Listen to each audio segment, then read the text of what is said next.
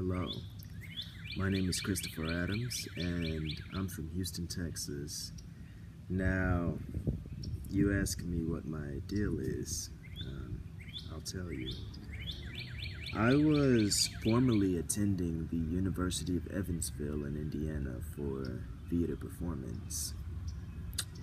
What ended up happening is my mother, this would have been my sophomore year, my mother, she ended up getting back into school. She's in grad school right now.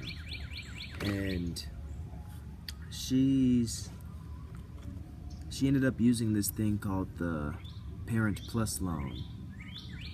The thing about the Parent Plus loan is only one person can use it in the family.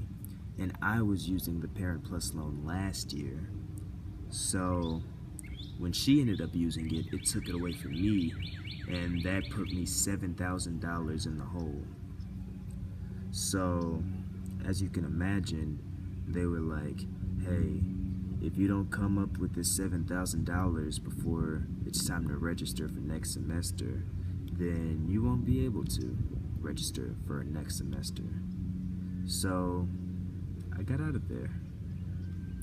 And I told my mother that I would find a way, and that's what I'm trying to do right now. So, that's my deal. A profound story, you say.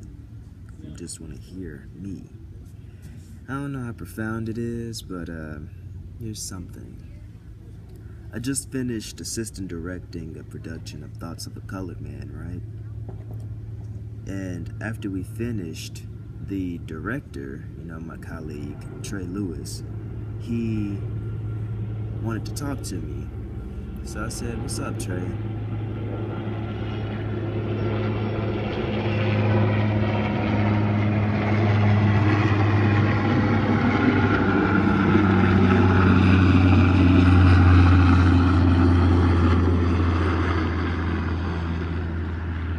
Thank you very much.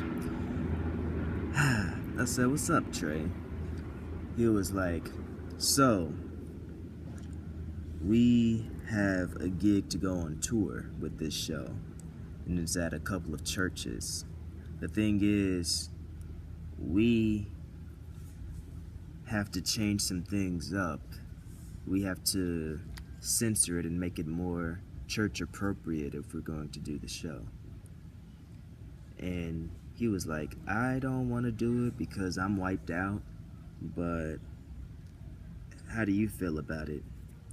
Well, I said, first of all, we don't need to do the show if we can't do it the way we originally did it.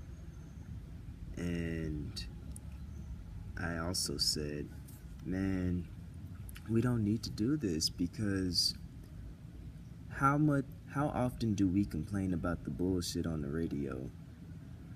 You know why it's bullshit on the radio? Because a lot of the times, the record execs, they'll be like, hey, this is what we're gonna do. And this is why we're gonna do it, because I'm waving this little dollar bill over your head. And I'm the one cutting the checks. So, yeah. The thing is, they were gonna pay us a lot of money to do this, but for what? For our artistic integrity? I'm not with that. And he agreed. We saw eye to eye on that. And we were like, if we're not able to do the show with our artistic vision, then we won't do it. So yeah, because I believe capitalism is the worst thing to happen to theater, the arts period. Yeah, that's profound, I guess. The imagination has been so debased that being imaginative, rather than being the linchpin of our existence, now stands as a synonym for something outside of ourselves, like science fiction or some new use for tangerine slices on raw pork chops. The imagination has moved out of the realm of being our most personal link with our inner lives and the world outside of that world, which is this world we share. And What is schizophrenia but a horrifying state where what's in here does not match up with what's out there?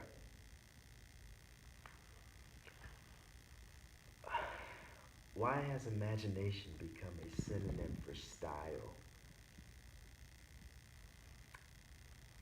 I believe the imagination is a passport we create to take us into the real world. I believe the imagination is another phrase for what is most uniquely us, to face ourselves. And that's the hard thing. The imagination, that's God's gift to make the act of self-examination bearable.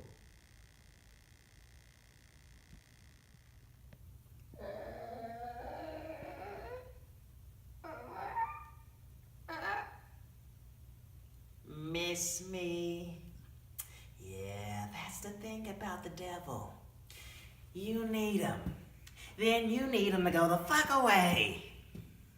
So some forsaken genius started killing sheep and lambs and babies. Holding them up and saying, the devil in me is in this, and this is dead.